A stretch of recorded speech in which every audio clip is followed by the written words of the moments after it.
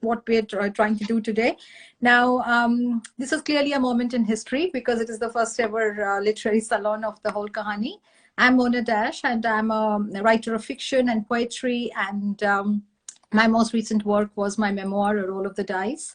And today we are here to talk about Catherine and her brilliant book, which I'll hold up, which hopefully people can see, Fragile Monsters.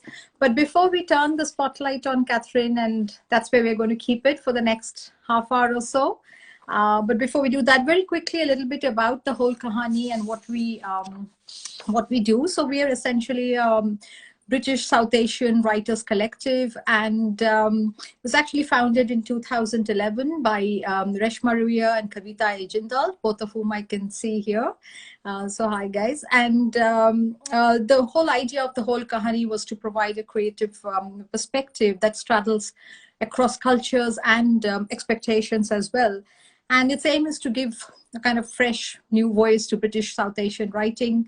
And we are a group of about 10 members now, and a lot of us have our own, we work outside the collective and we have our own published work. And we also write within the group, and we have 2 anthologies published.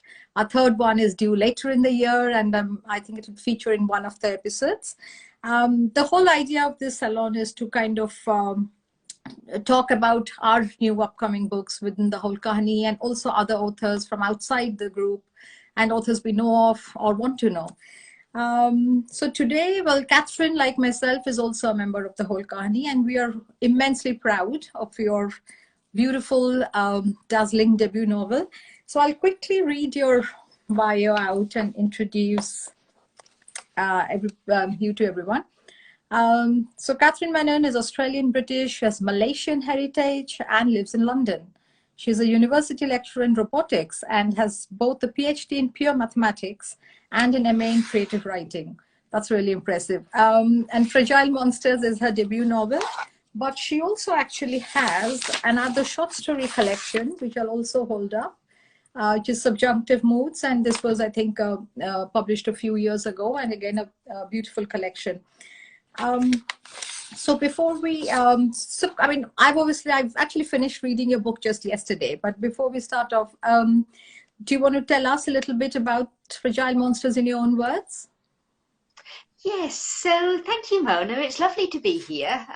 Lovely to see everybody at the inaugural Whole Kahani Salon. So yes, Fragile Monsters is the story of one family in Malaysia during the Second World War and the emergency. So it spans a time period of about 60 years, and discusses the effects of the trauma that family undergoes by examining the relationship between a grandmother, Mary, and her granddaughter, Durga, who in 1985, as a young woman of 30, is beginning to uncover some secrets about her family that indicate that not everything she's been told, particularly about what happened to her own mother, is necessarily true. Right. Okay. So it's kind of, it's sort of a family story, but there's so many other bigger themes as well about, the war and Malaysian independence, and there's a lot of other themes. But yeah, we'd love to hear an extract from the book.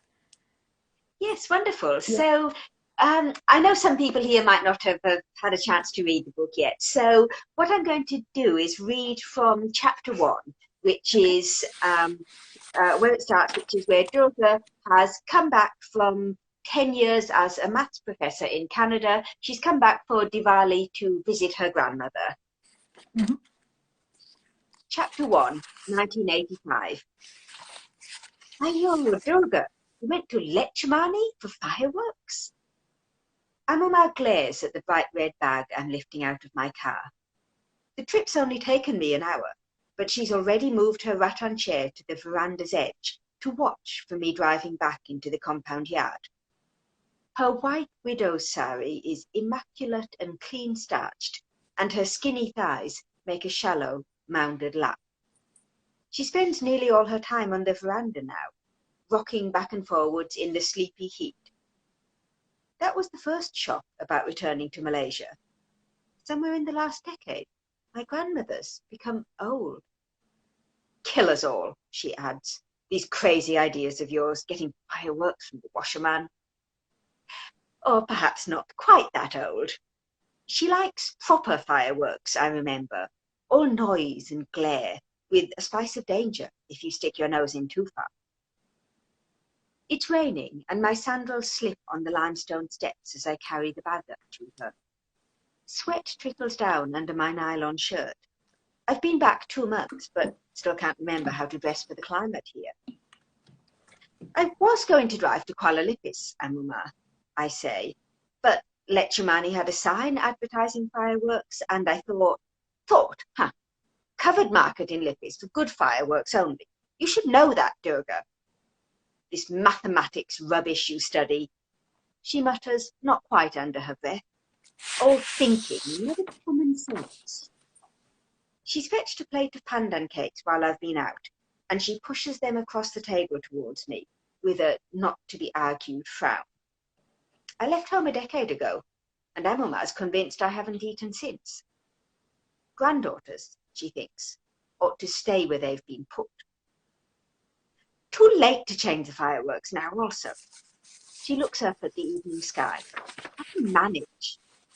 She's relishing this, like she does all small crises. Running out of onions can last her all day. Diwali Puja will do now, she tells me briskly. Prayer first, then play fireworks, huh? What? Light the fireworks now? Amuma, it's pelting down. I sit next to her on a small wooden bench that she ordered Kartika to move from the front room. I drove up from Kuala Lumpur 4 days ago, and the house still feels familiar and strange at once. My childhood home, but I can't quite manage to be sentimental about it. It's the wrong sort of home. Or perhaps I was the wrong sort of child. Just like on the day I left, the compound yard's flooding. There are puddles under the stone walls and a few dry patches near the biggest trees. The angsanas have lost most of their blossom in the rain, and the scatter of yellow petals makes me catch my breath. Another memory, one I hadn't even realised I'd forgotten. Crouching behind those trees, playing five stones with Peony after school. Her laugh, her tangled hair, her ballpoint tattoos. In Canada, I pushed her out of my head. But back here in Pahang, she's everywhere I look. Friends forever, Durga, she whispers. And for a second I am 15 again, and everything is about to go wrong.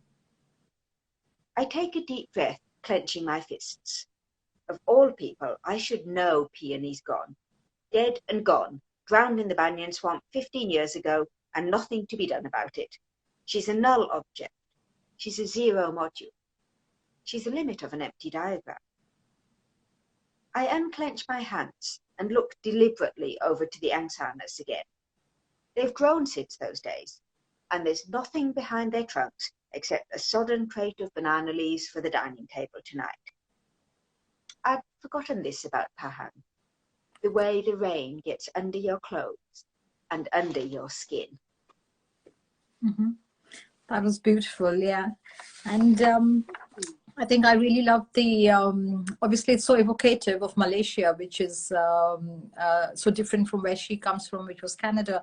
But one thing as well which struck me about the book was that there are two very different narratives going on. And we often have that in some books, but you know, but what I really loved about this is it's so sort of tightly knitted together. So you kind of flip between the two narratives very, very seamlessly. So is that something, is that the structure you'd always thought out to do, or did it come about with some evolution, or? No, it is. I must admit, as a reader, I'm one of these despicable readers who has a tendency to skip alternate chapters in dual narrative books. I tend to find myself drawn into one narrative more than the other, and do find myself tempted to skip at times. So in a way, that was an advantage because I knew that this was a tendency of readers and that I didn't want readers to do that. So one thing which I was very concerned about from the beginning was knitting the two narratives together so that they weren't simply two separate stories of the grandmother and her granddaughter, but that they had these echoes and resonances between them and these points where their lives essentially cross, although the events are 50 years apart. Their lives are to a certain extent mirror images of each other because the trauma that Mary, the grandmother, has undergone has, of course, had an echo down the generations and has surfaced in her granddaughter Durga. So yes, there are these points of crossing points or cross-fertilization points between the two narratives. Yeah, and especially because they're both across different times, completely different time periods. But I know what you mean, because I think I often do that as well. Because if that's too disjointed, you can almost proceed with reading one and then the next. But no, this has been really well done in the book. Apart from a lot of other things, of course. But also, so I mean, and every book has its own sort of writing and publishing journey, which often tends to be very different from each other. Would you like to tell us a little bit about yours in terms of how you sort of thought of this and got it to publication? Yes, so I was originally a short story writer. So for those of you who don't know, many of the whole Kahani are short story writers, many very fine short story writers. So it was such a privilege to actually have my short stories critiqued by the whole Kahani. And out of one of those short stories, Watermelon Seeds, grew the very first ideas of Fragile Monsters. So both Watermelon Seeds and Fragile Monsters deal with the sometimes fraught friendship between two small girls. And I knew that was something I wanted to develop. So as I think most of us are, particularly as a lot of women find, there often isn't time in your life to dedicate to something that seems as selfish as writing. Yeah. So it wasn't until I began a creative writing MA at City that I actually started to put words down on the page for Fragile Monsters, in a sense, because although a writing qualification does give you access to amazing tutors, it also, I think, gives you the ability to give yourself permission to write, to take time out to write.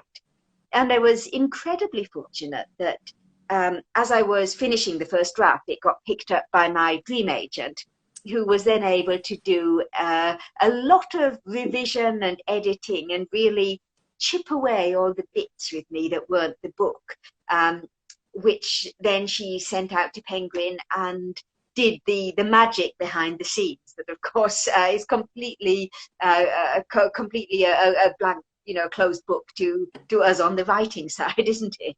Yes, yeah, it's very different. And I actually didn't say that at the start, but I know you've been incredibly busy ever since the book was published, which was just a few weeks ago. And it's there's been a lot of, for everybody listening, there's been fantastic reviews. And I know you've been doing a lot of interviews as well. So yeah, it's had a very sort of great start, I would say, to the publishing journey. So, and the other, I mean, you mentioned short stories, and I do remember the Watermelon Seeds. I remember that story very well because I think it was one of the first things I read from you.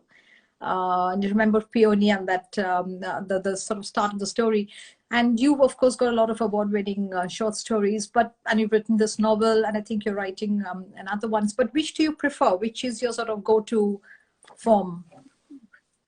It's difficult. It's almost like being asked to choose which is your favorite child in a way. I think it depends very much on the creative mood I'm in. So to me, writing short stories and novels feels very different. The focus that you bring to them both is similar, but with short stories, you're much more immersed at a low level. Well, as you would know, of course, Mona, you're much more immersed at a low level in the detail and intricacies of a short story.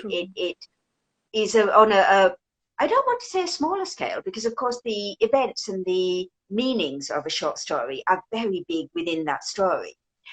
But I do find with a novel, you need a certain detachment from the details. You need a bird's eye view of how the whole novel, all 80,000 words of it, is going to pan out. Not just in terms of plot, but in terms of pacing and narrative arc and direction that the novel might go, big themes you want to cover.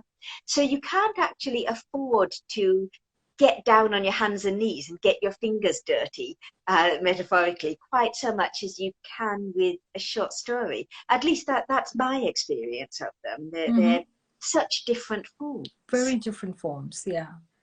But would you prefer writing short stories, or which was easier to write in a way? They're perhaps easier to write in that it's a less daunting task. Obviously, if someone tells you to sit down and write 3,000 words, it seems much more achievable than if they tell you to sit down and write 80,000 words. I think my answer would depend on the day of the week, to be honest. You know, if it's Monday, I like short stories. If it's Tuesday, I like novels. Yeah, and yeah, you've done great with both the forms. So yeah, and of course you're also a professor in mathematics, and the book as well. Sort of, there's a lot about maths. I mean, there's kind of a little bit about. I mean, not in a scary way, in case anybody thinks it's a book about maths, but it sort of uses the principles of kind of mathematics very well. But how does it? How do you sort of balance these two very different roles, or if they're at all different roles? Interestingly, having said that short stories and novels feel very different in my head, I'm now perhaps going to contradict that and say that writing fiction and creating a mathematics proof actually feel very similar in my head. They feel as though they're exercising the same parts of my brain to a certain extent. It feels as though there's a necessity to think in the same way, to use the same thought processes and techniques. And in my opinion, the reason for this is that obviously a mathematical proof has to be factually correct. 2 and 2 has to equal 4. It can't equal 5. But again, as you would know, of course, Mona, within that, there's such a scope for how you actually construct the proof. So when we talk in the mathematics community about a mathematics proof, we use words like elegant or significant or interesting. And all of those are words that we use to describe fiction. It really is the same sense of turning the proof around or turning a story around so that the best facet is outmost, for me at least. Yeah, that's a really great answer. So yeah, and what are your, I mean, apart from mathematics, which has obviously been one of the inspirations behind this book, what other writing inspirations do you have, or what does your writing mostly is about? I do tend to draw on past memories. So I'm very, very interested in relationships between people. So I'm particularly interested in how those relationships can look from the outside versus how they look from the inside. So, for example, if you examine a family, you might think, well, you know, a family is very simple.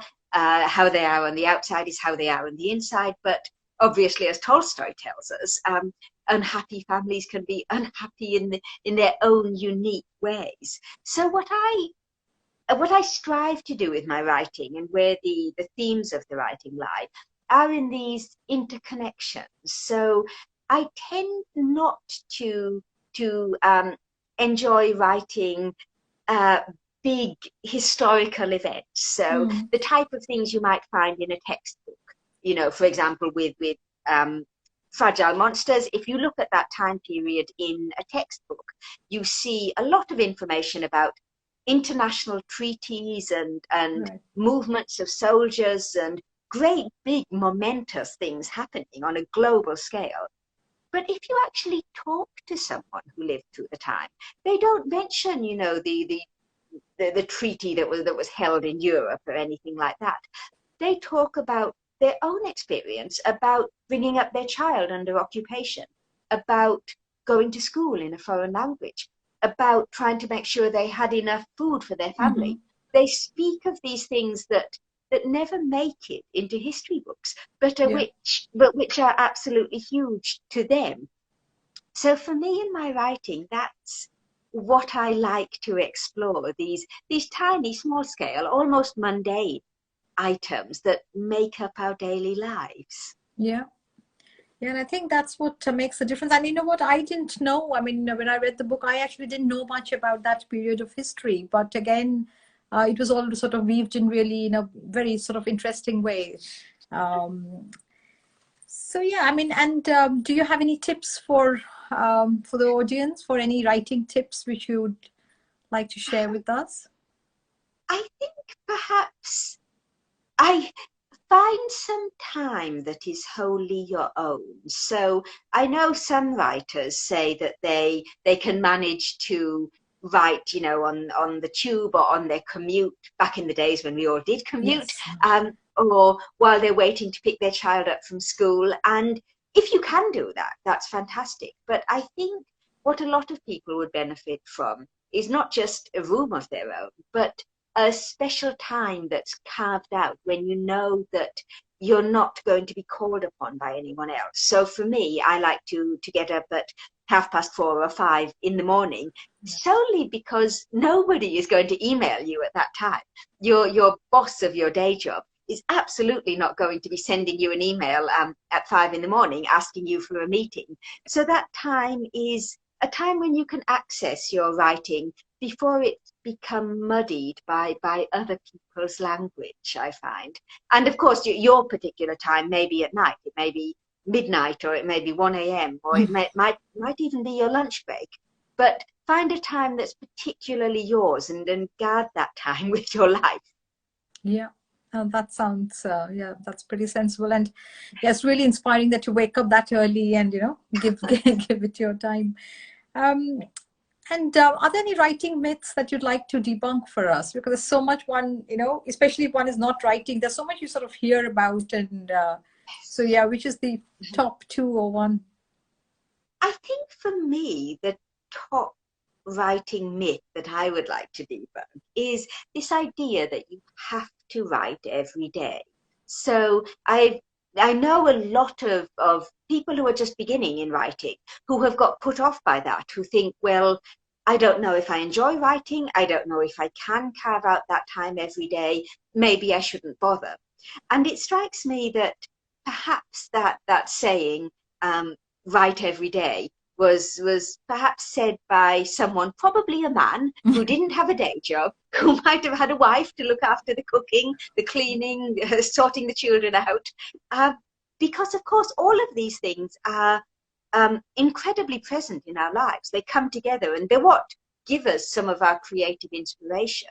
So I would say, rather than write every day, I would say try and think creatively every day. Now, that might be as simple as hearing a conversation on a bus and thinking, wow, what if?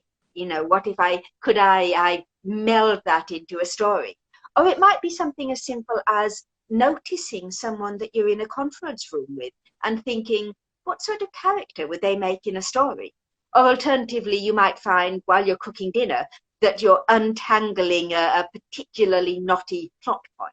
So I think it's important to exercise the writing thought muscle, but not necessarily to slavishly try and put words down on the page if now isn't a good time for you to do that. I think that would be my top writing myth. Right. Okay. That's interesting because, yeah, I think we've all heard that about writing something every day. So, yeah. Yes. So I don't know if there are any questions from the audience like to ask any questions to Catherine, or I haven't. If anybody does, then do write in the chat and we'll try to take that up. I'm just scrolling down to see if there's been any questions. No. Um, okay, so maybe I'll just, so we've still got some time and we can do, I can just ask, I just want to ask you something else about the book as well. And then maybe you can do, if you don't mind, if you can do another quick reading for a couple of minutes Absolutely. before we finish. But what I wanted to ask you was that, was there any part of the book while you were writing this that, there's one up coming up, but yeah, was there any part of it which sort of seemed more difficult to write, or did you have to, did you ever reach a stage that, oh, I've got to, I'm kind of running out of inspiration and I've got to sort of revive it? This is a really good question, a bit of an inside question, because I'm sure that at some point Mona and I had a chat about this. So while I was writing it, I really enjoyed the process of writing it, but I found that the ending took several edits, several iterations, several attempts to get right. So I won't give the ending away because I know not everybody Well, has I had know a it, chance to so read yeah, I won't give it. it away Yes, either. but um, but it took me. I actually ended up writing two completely different, completely polished and edited different endings. And for a while, it was almost touch and go as to which one I would include, because as a reader, I think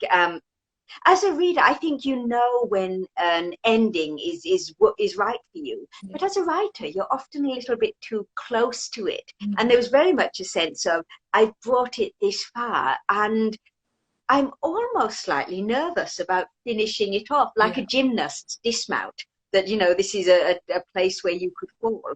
So yes, it took a lot of re-edits and a lot of courage to actually choose an ending, I must admit. Yeah, it does. I mean, I think endings are always very difficult, but no, it ended Yes. beautifully. So that's the only thing I'll give away. There's two questions here. One from Nadia, that how much research did you have to do to write the book? Oh, that's a brilliant question. That's definitely a writer's question, because the answer is far too much. I ended up um, doing piles of research, most of which didn't make it into the book. Okay. So it is very tempting. I'm sure anybody listening, anybody watching who's a writer will know it's really tempting to just keep on and on. There's one more source to read, one more book to read, and you end up with a lot of knowledge, or you've amassed a lot of knowledge, most of which you have to face up to the fact that it won't go in the book. So I did amass a lot, and I think that the research that doesn't make it into this book, I think perhaps might in some form make it into a future book. Not necessarily in terms of factual research, what date did this happen, but the research I did about the way people reacted to life under the occupation, because that tells us, I think, something quite fundamentally important about how we as people react to trauma. So I Yeah. think that might make it into the next book, hopefully, because I have masses of notebooks that, Wow. yes, with information that isn't in Fragile Monsters. Did you actually handwrite it? Please don't tell me you handwrote I the did. notes. I handwrite everything to begin with, because, like you, Mona, my No, job I don't. I try. is not. No, no. I mean, like you, my job is very disconnected in terms of Yeah. the actual subject matter, and I find that I can't write on the computer because I keep phrasing it as though it were a scientific paper. Mm, So, true. Yeah. And that actually brings us to the next question from Reshma. Is your next book also set in Malaysia? oh, it's a good question. It's not set in Malaysia, but there are certainly Malaysian elements in it. So, as I said, it's exactly this sort of writerly that obviously people here would know about, this writerly impulse to continue exploring in directions that you've already begun to open up. So it's not set in Malaysia, but it does explore many of the common themes that have come out of Fragile Monsters. Mm-hmm. Okay. And that leads me to the next question, which is actually a question which I should have thought of asking you as well, but I didn't. But this typically it's actually from my sister. So yeah. And that question is, I like the title Fragile Monsters, almost an oxymoron. How does it relate in the book? Oh, it's a really good question. The how it relates is in two ways. So, firstly, the women in this book, Durga and Mary, are to a certain extent both haunted by their past. And when we think of haunting, we think of ghosts and specters and spirits and all of these really quite frightening and really quite monstrous things. But of course, they're not necessarily. The only power they have over us is the power that we give them, the power we give our past to continue directing our lives. So to that extent, the monsters that haunt us are all incredibly fragile. They don't have sticking power of their own. And of course, there's a double meaning because the characters in the book are in some cases flawed. They have a very complex relationship. Although there's an immense love between Mary and Durga, they occasionally act in ways which contradicts that love, in ways which can seem monstrous. So these women can, in a certain way, be viewed as monsters, but very, very vulnerable ones, very Yeah. fragile ones. So the title is a play on that to a certain extent. Yeah. And I also like this line, which is actually at the the back, the blurb, which says that they're fragile monsters, these nothings of ours. That's a really nice line from the book as well. And the next question is from someone who runs a book club for staff and sixth form students. We're always looking for new titles. Our age range is 17 to early 50s. So how would you introduce your book to us as a summer read? Oh, goodness, it's a really good question. I would say it is a family saga that deals with a granddaughter's efforts to uncover some of the trauma and some of the secrets that she started to discover about her family's past in the war, the Second World War in Malaysia. Yeah. Yeah, and also just for the information there, it is published by Viking Books UK, and it's there in bookshops which are finally open, and obviously online as well if they wanted to get it. So that was all I do. We could finish off with a quick reading again from you, and from whichever part of the book. Yes, so what I can do again, because I know a lot of people haven't had a chance to read the book, is I've introduced Durga. So what I'm now going to do is read a short section from chapter 2, which is where we see Mary, Durga's grandmother, as a small child. So this is Mary's first introduction as a 6-year-old child. Chapter 2, 1922.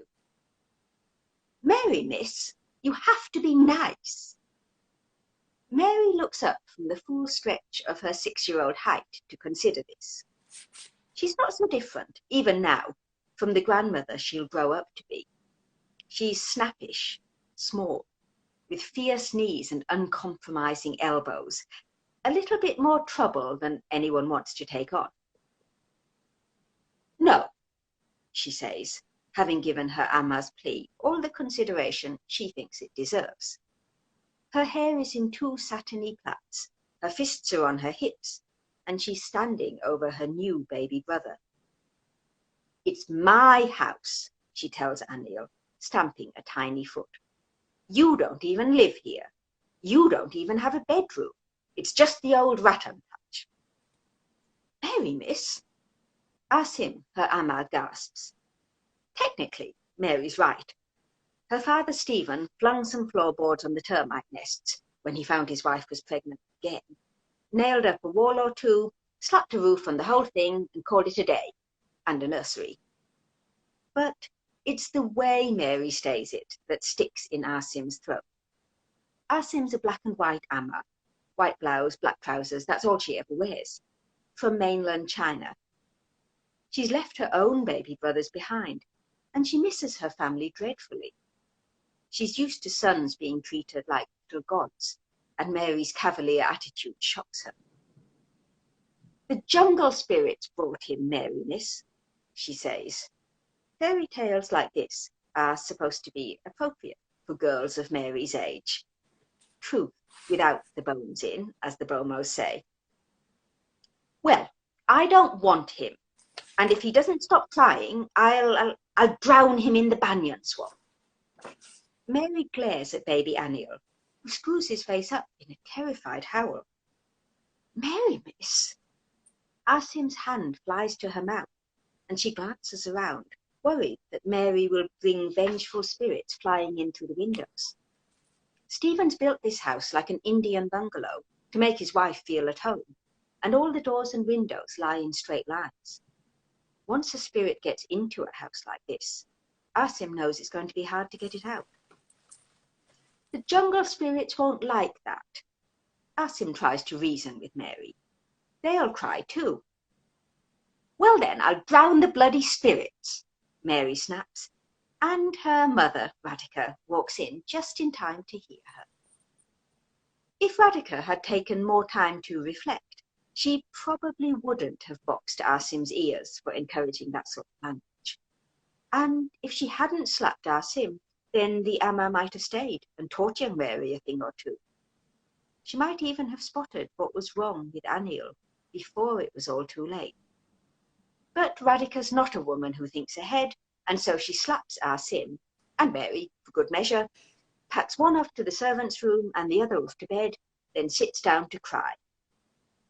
The sound of his mother's sobs gives baby Anil the fright of his life.